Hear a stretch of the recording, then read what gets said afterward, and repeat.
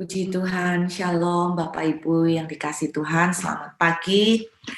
Pagi ini saya menyiapkan sesuatu perenungan, tetapi kemudian tiba-tiba Tuhan mengingatkan sesuatu yang lain. Kita akan buka tetap di dalam 2 Tawarikh pasal yang ke-25. 2 Tawarikh pasal 25. Ketika saya mentawari ini, saya melihat bagaimana jatuh bangunnya kehidupan raja-raja itu, bahwa mereka itu bagaimana mereka bisa tetap kuat, bagaimana mereka bisa jatuh di dalam berbagai kesalahan dan dosa. Kita akan melihat salah satu raja yang bernama Amazia. Ayat pertama menuliskan, Amazia berumur 25 tahun pada waktu ia menjadi raja. Dan 29 tahun lamanya ia memerintah di Yerusalem. Nama ibunya ialah Yoadan dari Yerusalem. Ayat yang kedua, ia melakukan apa yang benar di mata Tuhan, hanya tidak dengan segenap hati. Kalau saudara membaca kalimat ini, saudara akan sering temukan di raja-raja juga, di hampir banyak sekali kisah kehidupan secara singkat dari raja-raja, seringkali diceritakan mereka melakukan apa yang benar, tapi tidak dengan segenap hati. Mereka melakukan apa yang benar, tetapi kita selalu sering melihat pada akhirnya mereka juga fail, pada akhirnya mereka jatuh. Kenapa? Di dalam perjalanan mereka, kekristenan mereka ini, saya tuh melihat begini, ini dialamin banyak kita ya, bahwa kita itu pertama melakukan dengan semangat, kita hidup sungguh-sungguh dengan Tuhan, tapi kemudian akhirnya melempem. Akhirnya kita mulai loyo, kita mulai menjadi suam-suam kuku, bahkan yang ironisnya kita betul-betul sampai berbalik dari Tuhan.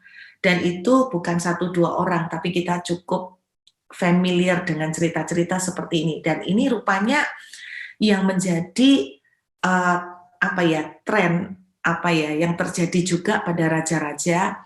Mereka memulai dengan bagus, kemudian ujungnya mereka nggak berakhir dengan menang. Kalau orang bilang mereka tidak mengakhiri pertandingan mereka dengan baik. Nah, kita seringkali melihat kalau orang meninggal, ayat yang sering dipajang adalah aku telah mengakhiri pertandingan dengan baik. Menjadi pertanyaan, benar tak kita tuh mengakhiri pertandingan dengan baik?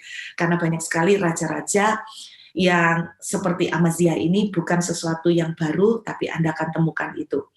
Nah, saya diingatkan Tuhan tiba-tiba hal ini. Kenapa sih banyak anak-anakku itu kita itu tidak kuat? Kita itu di tengah perjalanan kita itu tidak tahan.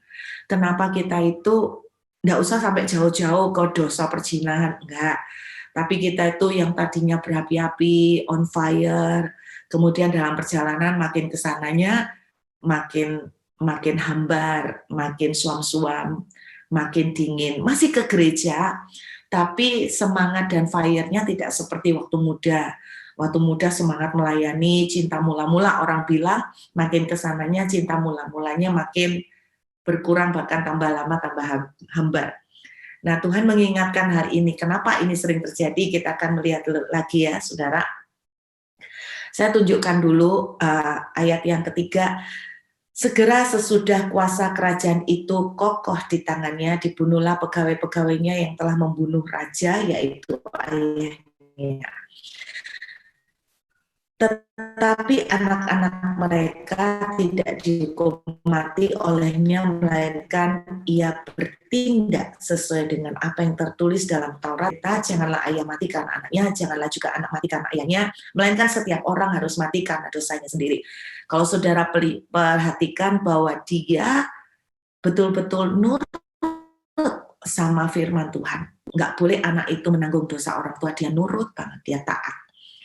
Ini mengingatkan saya tentang Raja Yerobeam. Kalau Anda ingat beberapa bulan yang lalu ketika saya membahas Raja Yerobeam, saudara, juga awalnya dia memulai bagus, tapi akhirnya dia membawa penyesatan. Ya, saya berharap sinyal, saya nggak tahu kenapa dengan sinyal saya ya Bapak Ibu, saya berharap paling enggak message-nya nyampe ya.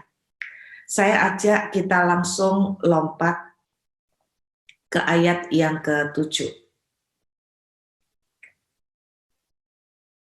Kita lompat, saya berusaha pelan-pelan ya. Thank you buat dikasih tahu nih, mulai nyandet-nyandet ya. Jadi saya akan berusaha pelan-pelan. Ayat yang ke-7. Tetapi seorang abdi Allah datang kepadanya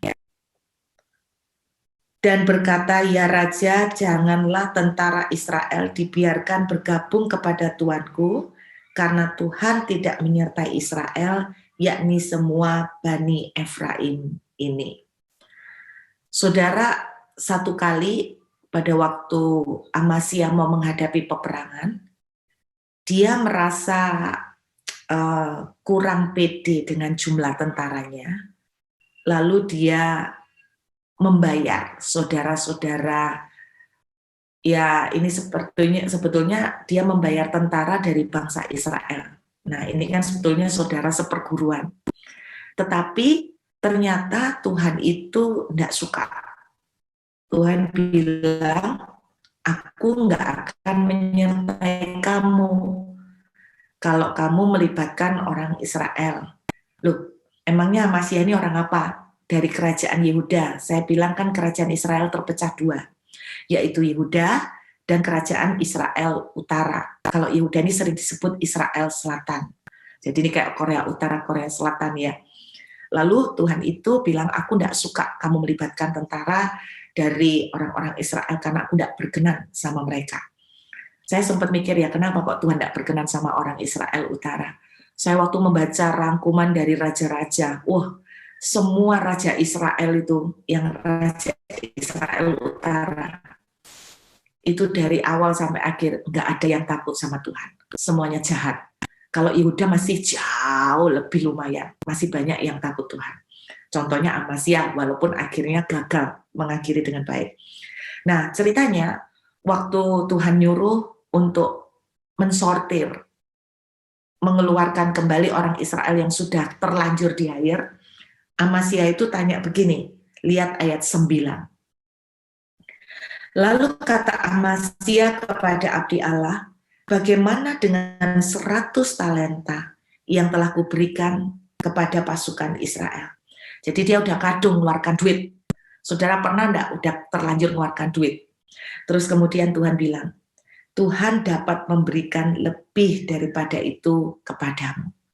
Saudara, pagi ini saya waktu baca ini, Tuhan ingetin aja kalau ada di antara saudara yang bingung karena mungkin duitnya istilahnya dipakai orang, Anda sudah ditipu, Anda sudah masukkan di money game. Saya berdoa pagi ini ada roh kerelaan hati ya. Belajar untuk rela hati, untuk belajar mulai taat dengan Tuhan. Nah, ayat 10, ini amazing ya. Amasya memisahkan pasukan yang datang bergabung kepadanya dari Efraim, supaya mereka kembali ke tempat tinggalnya. Maka sangat marahlah mereka terhadap Yehuda, mereka kembali ke tempat tinggalnya dengan marah yang menyala-nyala.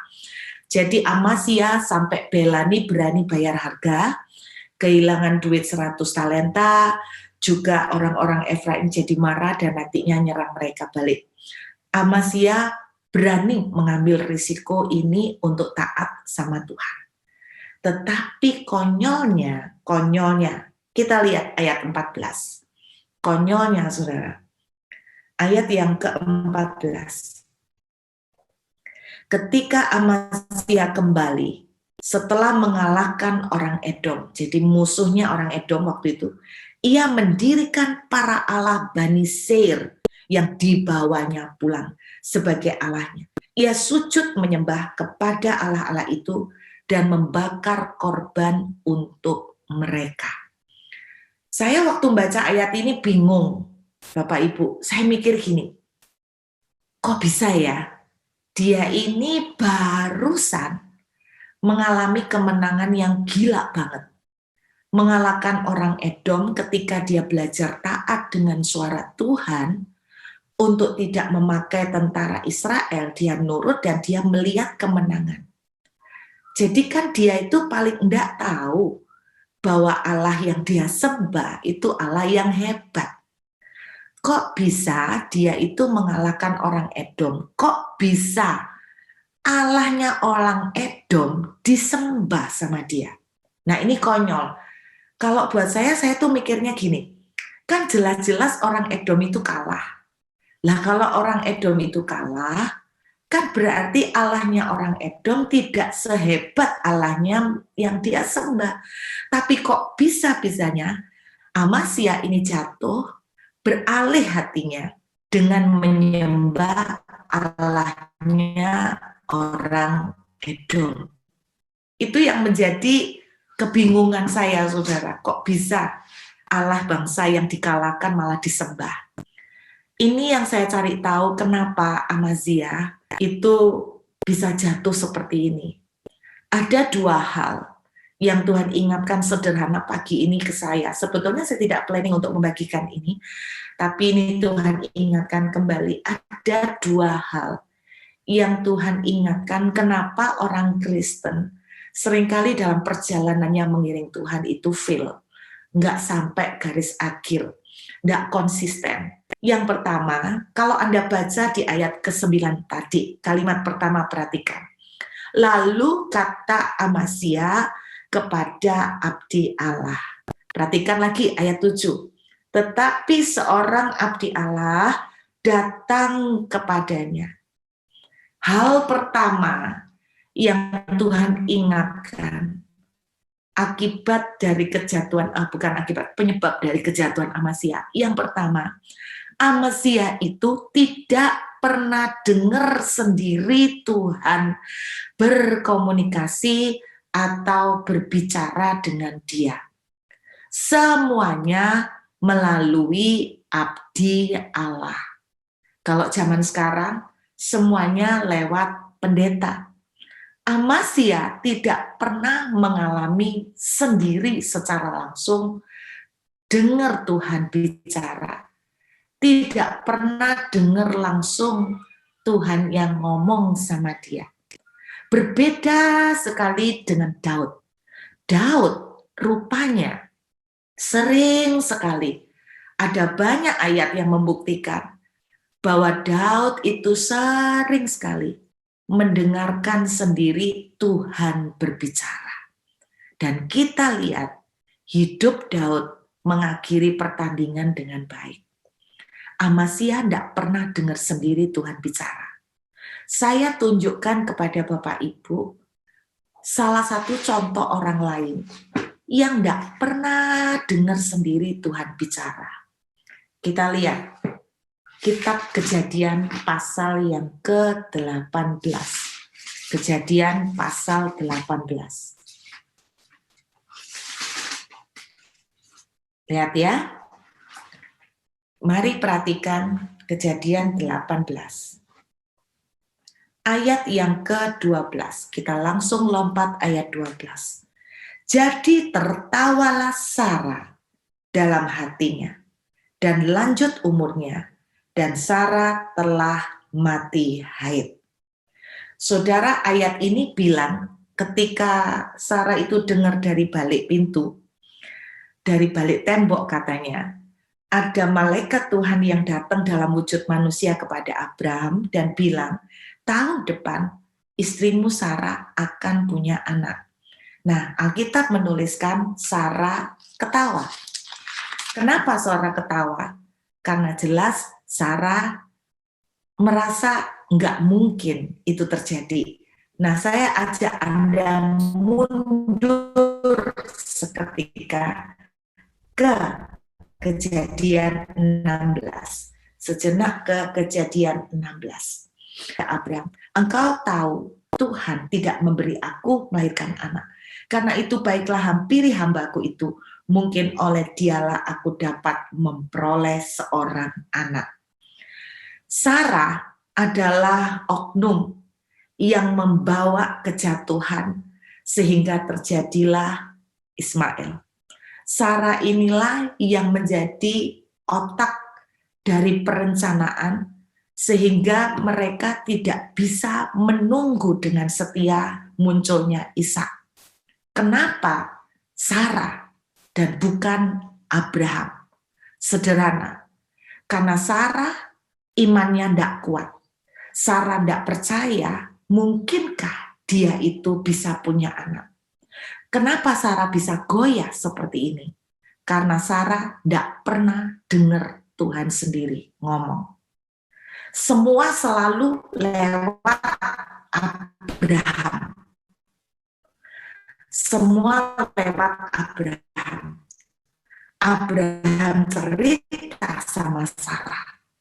Saudara perhatikan dengan sungguh-sungguh, kalau kita tidak pernah dapat sesuatu dari hubungan pribadi kita sendiri dengan Tuhan, maka perjalanan kita dalam iman kita akan menghadapi banyak sekali lubang-lubang jebakan yang bisa menjatuhkan kita. Gara-gara Sarah tidak pernah bisa dengar Tuhan sendiri ngomong ke dia, akibatnya terjadilah cerita ini. Bukan hanya Sarah, kalau Anda ingat bagaimana Adam dan Hawa jatuh. Kenapa setan datangnya ke Hawa dan bukan Adam? Kenapa setan bilang begini, iblis ngomong begini sama Hawa? Bukankah Tuhan berbicara bahwa kamu tidak boleh makan makanan buah-buahan di taman ini? Itu pertama kali setan ngomong. Saudara, Hawa bilang begini, oh enggak gitu. Semuanya boleh kami makan, kecuali buah dari pohon pengetahuan. Dia bilang begitu. Nah, kenapa setan menghampirinya ke Hawa? Karena Hawa tidak pernah dengar sendiri dari Tuhan. Yang dengar komando, yang dengar mandat itu adalah Adam. Iblis tahu tingkat kelemahan dari seseorang adalah ketika kita tidak pernah mengalami sungguh-sungguh dengar Tuhan berbicara. Dari sini saya semakin menyadari, Bapak Ibu, penting sekali untuk saudara itu mengejar, untuk mendengar Tuhan.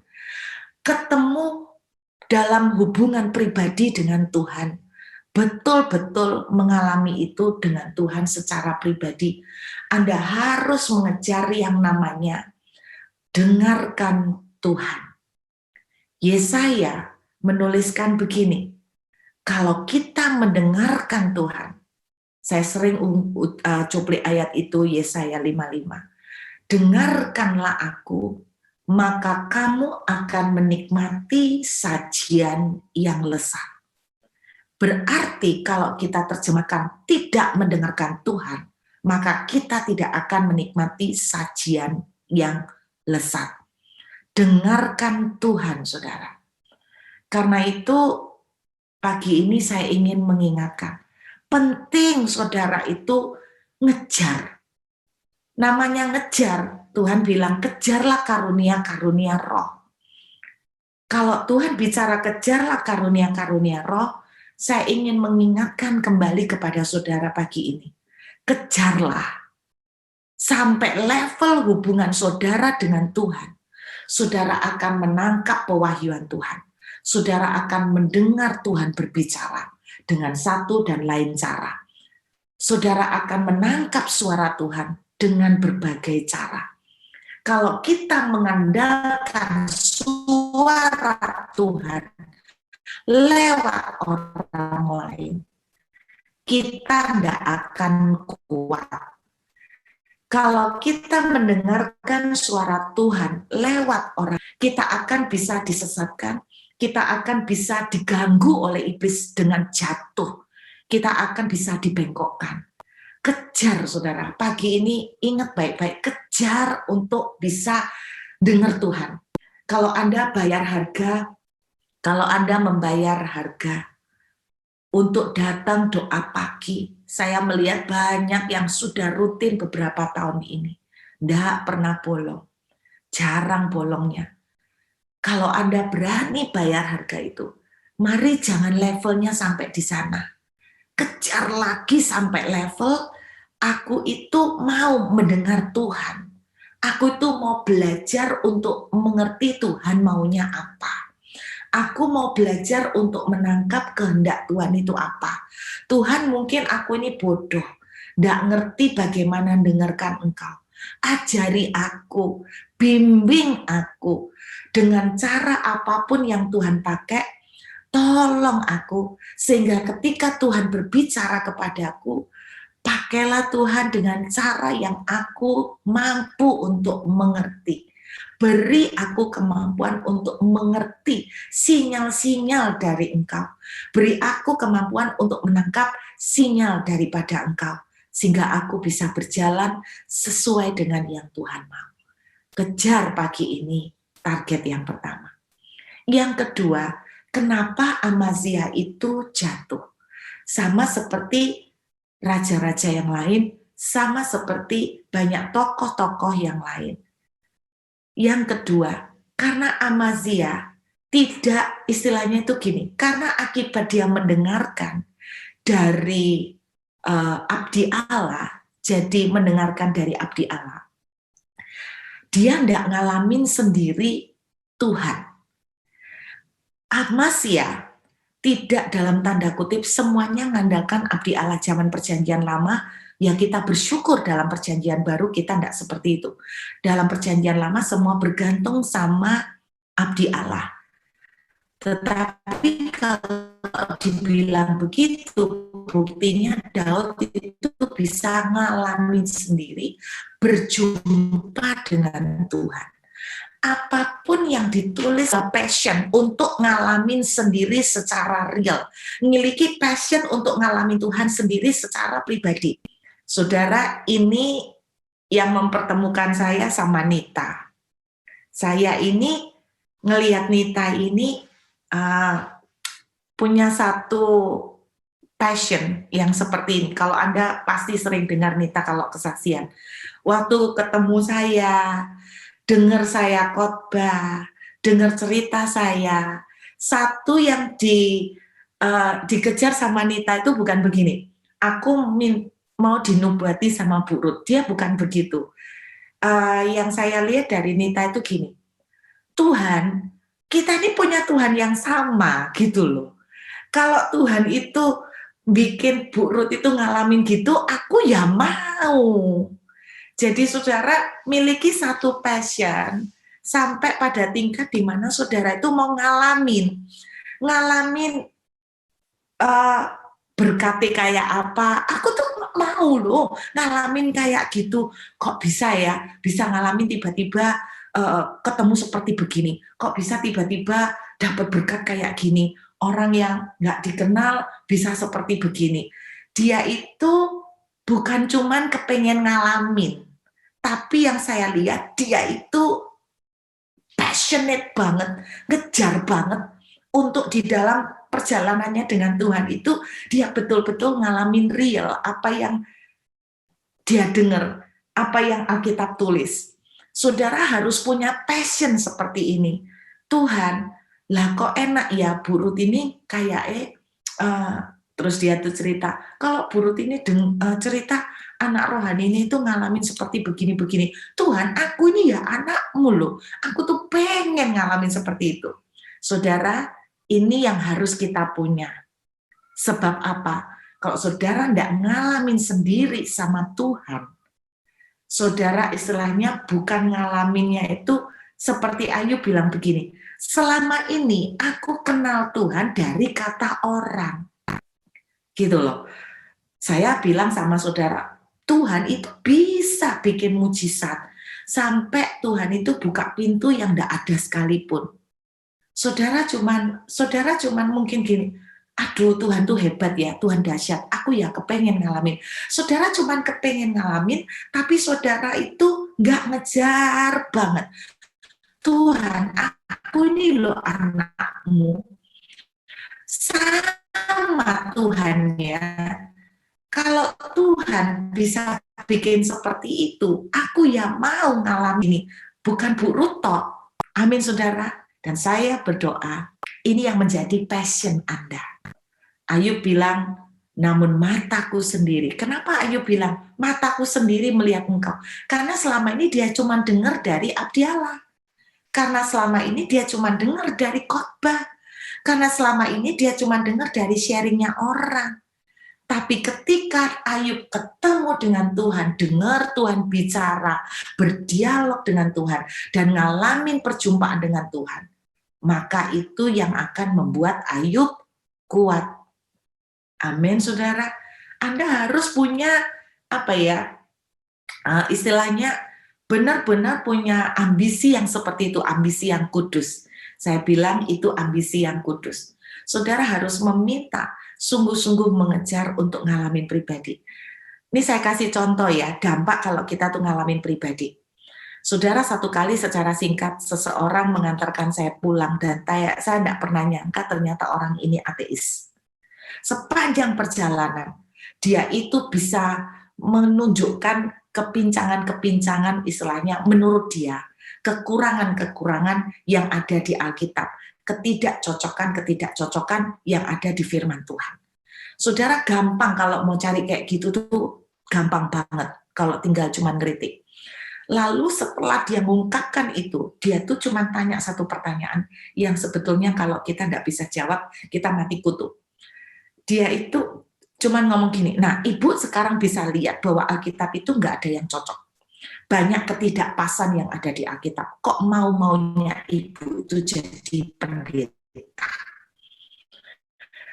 Jadi orang Kristen aja saya tuh heran kok mau banget ibu dibodohin.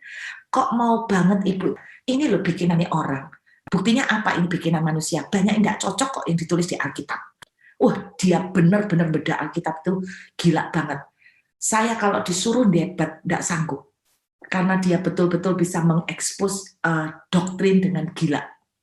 Saudara tahu, sekian panjang perjalanan dia cuma cerita, membedah Alkitab, dan saya ditutup dengan satu pertanyaan persis di depan rumah saya. Kok mau-maunya ibu jadi pendeta? Saya jawab. Saya tidak jawab pakai doktrin, saya cuma cerita. Bagaimana ketika umur 16 tahun, saya memotong urat nadi saya pakai cutter. Saya bunuh diri. Saya melakukan usaha pencobaan untuk bunuh diri. Saya cerita kenapa itu saya lakukan.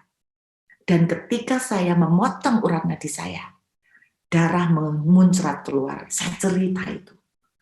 Saya mendengar sebuah suara di kamar. Anakku, jangan lakukan itu. Detik suara itu muncul, darah itu langsung berhenti. Tidak jadi mati. Suara itu berkata, ikutlah aku. Aku akan memakai hidupmu. Itu pertama kali saya mengalami perjumpaan dengan Tuhan. Bukan diajak orang ke gereja. Bukan diinjili teman. Makanya Bapak Ibu perhatikan. Rata-rata banyak yang melenceng dari Tuhan. Banyak yang pada akhirnya meninggalkan Tuhan. Itu kebanyakan karena diajak ke gereja lewat diinjili. Kenapa seperti itu? Karena mereka tidak mengalami perjumpaan sama Tuhan. Mereka tahu dari kata orang. Makanya mereka gampang goyah. Sedangkan apa yang saya alamin, saya dengar Tuhan bicara walaupun tidak lihat fisik. Kemudian saya ngalamin sendiri bagaimana darah yang mengucur kemudian berhenti.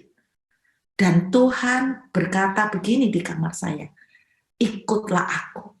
Saya tanya, kamu siapa? Saya mendengar suara itu audible, berbicara. Aku Tuhannya orang Kristen. Cuman itu, aku Tuhannya orang Kristen. Kenapa Tuhan ngomong begitu? Karena saya bukan Kristen. Jadi Tuhan ngomong, aku Tuhannya orang Kristen. perjalanan. Saya bilang, saya enggak tahu Pak, Alkitab ini kalau memang Bapak benar bahwa Alkitab ini ditulis orang, ya saya enggak tahu Pak. Yang jelas saya waktu mau mati gak jadi. Saya dengar suara itu Pak, hidup suara itu nyata. Saya bukan orang Kristen. Nah suara itu bilang, aku Tuhannya orang Kristen, ikutlah aku. Ya udah, saya ikut Pak. Nah setelah saya ikut, ya saya taunya dia suruh baca Alkitab. Ya saya ikut. Bikinan orang enggak bikinan orang, saya enggak bisa membuktikan Pak. Yang saya tahu dia ada ya Pak. Yang saya tahu Yesus itu hidup itu nyata. Ya kalau yang lain saya enggak tahu, pokoknya dia nyata. Saudara, saya cuma jawab itu dan langsung Bapak ini mati kutu macet gak bisa debat. Dan pada waktu saya mau keluar dari mobil, dia bilang gini, Bu, bisa doakan saya enggak Bu? Supaya saya ketemu Tuhan kayak Ibu. Dia bilang begitu. Saudara, cara paling jitu yang saya temukan, jangan pernah mendebat orang ateis. Jangan pernah mendebat orang dengan doktrin. Anda tidak akan pernah bisa mengalahkan. Karena ada orang-orang yang jauh lebih pintar. Tetapi pengalaman real dengan Tuhan, itu yang akan membuat saudara kuat. Saudara tidak akan goyah. Anda diinjili oleh aliran yang lain pun, Anda didoktrin oleh aliran apa? Karena Anda pernah ketemu Tuhan pribadi. Anda harus ngalamin dua hal ini. Anda harus kejar untuk dengar Tuhan sendiri. Entah dengan audible, yang mana saya tahu itu jarang, atau dengan cara apapun. Minta Tuhan, Tuhan ajari aku untuk ngerti sinyalmu. Itu yang pertama. Yang kedua, kejar sungguh-sungguh. Untuk ngalamin Tuhan itu real. Gitu loh saudara, ngalamin Tuhan itu real. Jadi benar-benar ngalamin real seperti yang saya alamin. Bukan saya suruh saudara bunuh diri terus nanti darahnya mandek terus dengar suara. Bukan seperti itu, tapi betul-betul ngalamin real. Dan orang yang ngalamin dua ini akan kuat di dalam perjalanan iman mereka. Dan akan bertanding sampai garis akhir. Tuhan ingatkan pagi ini, ayo kejar dua ini. Kejar mendengar Tuhan sendiri. Dan kejar ngalamin sendiri secara hidup. Seperti yang diminta sama Nita. Itu juga ambisi saya Bapak Ibu. Kalau saya tuh dengar hamba Tuhan cerita, saya gini. Saya tuh ngomong gini, Tuhan ini sama loh. Tuhan, aku tuh mau ngalamin real kayak gitu. Aku mau ngalamin real kayak gitu. Itu yang selalu jadi ambisi saya. Makanya saya ingat seorang hamba Tuhan, almarhum Bapak Petrus Agung. Saudara, saya masih ingat dia ngomong gini, kalau kamu itu dengar seorang hamba Tuhan, atau bahkan kamu tuh punya kesempatan duduk makan sama seorang hamba Tuhan. Setiap hamba Tuhan itu punya kelebihan-kelebihan. Ada hamba Tuhan yang menonjol sekali dalam pengurapan finansial. Ada hamba Tuhan yang menonjol sekali dalam pengurapan kesembuhan. Lalu dia bilang begini, ini yang saya tangkap. Miliki dia ngomong gini, miliki hati itu kayak vakum cleaner, penyedot. Miliki passion seperti penyedot vakum cleaner. Itu yang saya bilang setiap kali saya melihat atau dengar seorang hamba Tuhan cerita, wah ini saya belum pernah ngalamin nih, yang model kayak gini. Saya tuh ngomong gini, Tuhan, kita punya Tuhan yang sama, aku juga anakmu. Aku enggak ngerti caranya seperti itu. Aku tuh minta Tuhan, aku tuh ngejar kayak dia. Aku tuh dapat, Tuhan, apa yang baik yang ada pada dia, yang bisa kau percayakan kepadaku. Apa yang baik yang ada pada dia, yang bisa sanggup aku emban, aku sedot. Itu bahasa saya, itu bahasa bebas saya ya saudara. Terserah bagaimana bahasa saudara. Tapi dua hal ini yang pasti Anda harus kejar dari Tuhan sungguh-sungguh dan minta dengar suara Tuhan. Minta dengar suara Tuhan sendiri, bukan lewat orang lain. Dan kedua, minta ngalamin sendiri. Dalam hal apapun, finance, kerjaan, kesembuhan, minta ngalamin sendiri. Saya percaya Tuhan sangat senang dengan doa seperti ini. Karena Tuhan jauh lebih rindu untuk bersekutu dengan anak-anaknya. Amin. Yuk kita siapkan hati untuk perjamuan kudus.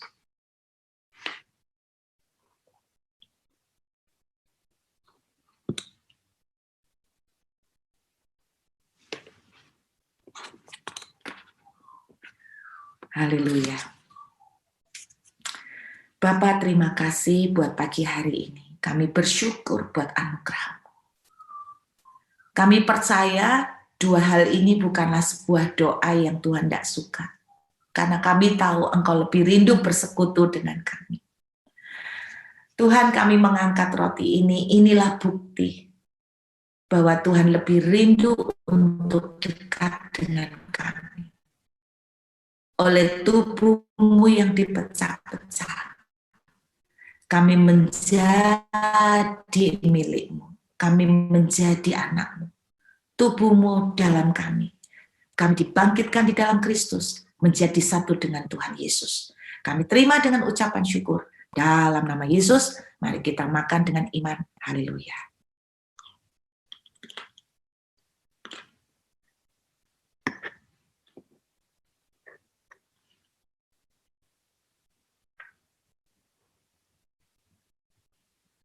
Mari kita angkat anggur di tangan kanan kita. Terima kasih Bapa, kami mengucap syukur buat darah yang tercurah, yang memeteraikan kami menjadi anak-anak kerajaan, menjadi milik kepunyaan. Kami didamaikan kembali dengan Engkau, kami menjadi satu dengan Engkau. Tidak ada lagi pemisah, sebab Engkau telah menghancurkan tirai yang menjadi pemisah. Tidak ada lagi pemisah yang memisahkan kami dengan Bapa. Kami menjadi dekat dan kami menjadi anak-anak kepunyaan-Mu. Kami minum dengan ucapan syukur dalam nama Yesus. Mari kita minum dengan iman.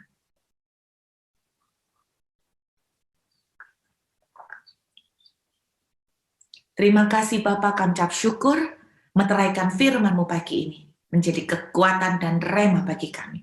Segala kemuliaan dan hormat hanya buat Tuhan selama-lamanya. Haleluya. Amin.